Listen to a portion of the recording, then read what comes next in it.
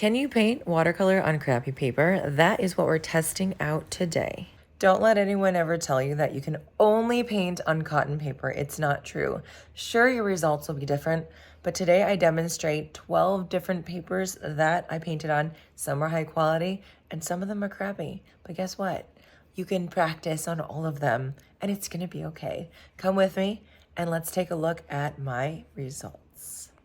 So I start out my testing with spraying down my watercolor palette, and here's a little stack of the quote-unquote crappy paper. Let's see what we can do with it. So first I started off with printer paper, people. Yeah, I just folded it in half and I proceeded to paint on it. Now for all these papers, I painted a similar painting just so that we can not focus on what the details are on the painting, but how the paper is feeling and all those things. And printer paper is so thin, it is not going to hold up water. But yet, as you can see this here, I was able to paint quite nicely on it. And it's a great way to be able to practice and to put down brush strokes, and it's affordable. So here's the thing.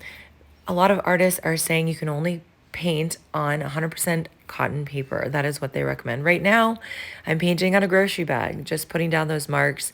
And as you can see here, it looks just really vintage and painterly and just kind of fun. Now, is this something you're going to sell in your shop? Absolutely not. But can you practice on an old grocery bag? Yes, you can. Now, it doesn't have something called sizing, which is usually a gelatin-based layer that is put over the paper to keep it from just absorbing completely all that paint and water.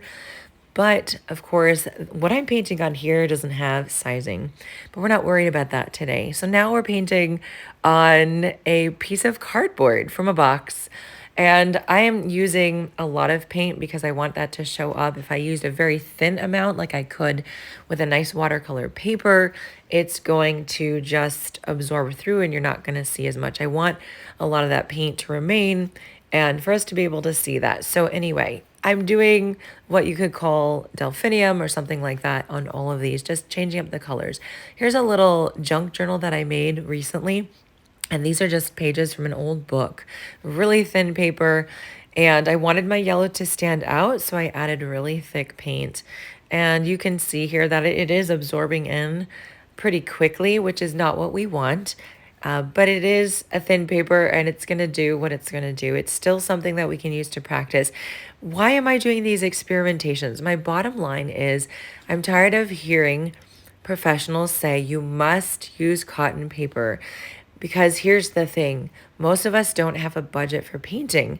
And so if we think we have to even practice and they say they practice, and that is fine, especially if you have that budget. But the big thing we want to avoid is you not painting because you're afraid to waste supplies that you cannot afford. Here I am painting on another crappy paper. It is a mixed media journal. And this is actually the Master's Touch journal from Hobby Lobby. And I love using this journal because it's a great space to be able to put down marks and to practice some of the ideas that I have without feeling like I'm wasting paper. So this is now a watercolor paper. We're starting to get into it. It's US Art Supplies. It's an 110-pound paper and it is pulp. It is a cheap paper. It's pretty thin for watercolor paper, but we're going to paint on it anyway. So I just encourage you to look at the options out there and figure out what's going to work in your budget. Practicing doesn't have to be fancy and professional. I just want you to be able to paint and enjoy it and experience that. So this paper, I've noticed, I do use it a lot, and it's a nice sketchbook. It comes with the little rubber band that keeps it all together. And I do notice it's a bit on the thin side and you can see through a lot of that paper when it's dry. All right, I really love Canson watercolor paper. The ring-bound sketchbooks are my favorite. I actually have one that's in the mail coming on Monday. I'm pretty excited about it. And it's a bit thicker. It's 140 pound. It is made with pulp paper or pulp material, but it's a really great beginner-friendly paper, budget-friendly paper as well. I definitely think it's one of my favorite ones out there that I have tried. And it is thicker than the one I just previously showed you. It really works well. You can get it in a 9x12 or a 7x10. Now this one is by Tumuarta and it's on Amazon. I absolutely love this little journal. I have it in a larger size as well. It's 140 pounds, 25% cotton, and I use these journals a lot when I paint in plein air outside. And it's really convenient. I use both pages when I'm doing a landscape, and it's just the right size. It's not intimidating. So I'm curious how you're feeling right now. If you like this video, definitely give it a like and subscribe to my channel so you don't miss out on videos in the future. And how are you feeling about the video so far, people? Do you agree that we can paint with crappy paper? Do you disagree? Let me know in comments. And if you do have some crappy paper that you paint on, I'd love to hear about it. So this is paper by Hippie Crafter. They say it's 50% cotton. I haven't experienced that. To me, it feels more similarly to the Canson paper, which is just pulp paper, but I've just gotten this from Amazon, from the website there. And so we're just painting over this. This particular paper has a little bit of texture to it. And I should say as well that all of the watercolor papers we've talked about so far and that we will continue to talk about are cold press paper, except for one, and I'll let you know when we get to that one. So this paper has just a little bit of texture. I think it's great for watercolor, really great for practice. So this is the hot press paper by Etcher. It's 90 pounds. They say it's 100% cotton. Very smooth. There's no texture because it is that hot press paper. I feel like the paint goes on really smoothly. I would want more of a tooth to it in the way that I like to paint. But this is actually in an accordion style sketchbook, which I don't prefer because all the pages are connected and just kind of come out in that accordion pattern. And so I'd prefer them to be separate, but it's a really nice journal and I think that it works well for the painting. Okay, now here's Legion Stonehenge paper. There was a really great grain to this paper and it is 100% cotton. Just want to show you some of the differences of painting with cotton paper versus a pulp paper. One thing about this paper that I do like, it's very soft. If you were to compare it to Arches, for example, or maybe to Academy, which I'll show next, it just has a very soft finish to it, which is kind of interesting. And I think that it absorbs well the color as it needs to. And it's pretty affordable. It might be something like $1 a sheet or so, if I'm correct, just based on pricing, current pricing on Amazon. So I do recommend this one highly.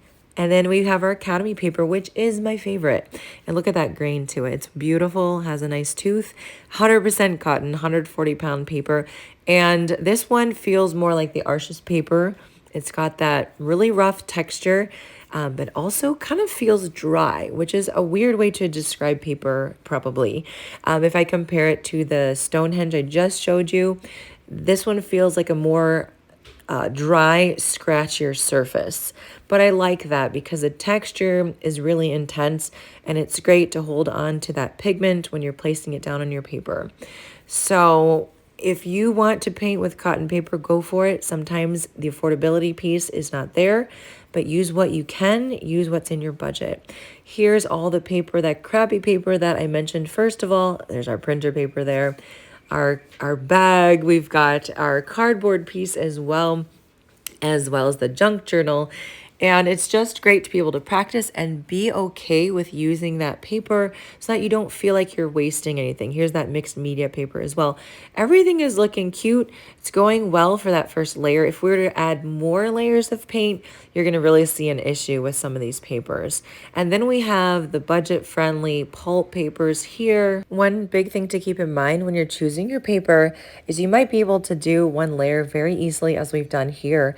And the point of the video today wasn't to really use that paper up, but if you were to start scrubbing with your brush or adding multiple layers or lots of water, the crappy paper will not hold up to all of that usage and will start peeling and ripping. Remember, the rules in watercolor and art in general are there as a guide, but it doesn't mean that you have to follow them all the time or at all.